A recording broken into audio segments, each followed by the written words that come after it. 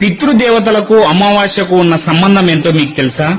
ప్రతి అమావాస్యకు చనిపోయిన పితృదేవతలు తమ పిల్లల ఇంటి గుమ్మం వద్దకు వస్తారు. ఎంతో ఆకలితో ఉన్న పితృదేవతలు తమకు తమ పిల్లలు తర్పణాలు, పిండములు అంటే జలం, ఆహారం ఇస్తారని ఎదురు చూస్తూ ఉంటారు. ఒకవేళ వారికి తమ పిల్లలు తర్పణాలు, పిండాలు పెట్టకపోతే ఇలాంటి పుత్రులను కన్నందుకు బాధపడి ఆ వంశాన్ని, వారి పిల్లల్ని శపించి వెళ్లిపోతారట. అదే పితృదేవతలకు తగిన తర్పణం చేస్తే వారు సంతృప్తితో వంశాన్ని ఆశీర్వదించి వెళ్లిపోతారట. వారికి, వారి పిల్లలకు ఎటువంటి ఆపద రాకుండా పితృదేవతలు రక్షిస్తారు. అందుకే చనిపోయిన వారి కోసం తర్పణాలు, దానాలు వంటివి చేసి తీరాలని పురాణాలు చెబుతున్నాయి. ఈ వీడియో మీకు నచ్చితే చిన్న లైక్ చేసి మన ఛానల్ ని సబ్స్క్రైబ్ చేసుకోండి. పితృదేవతలకు అమావాస్యకు ఉన్న సంబంధం ఏంటో మీకు తెలుసా? ప్రతి అమావాస్యకు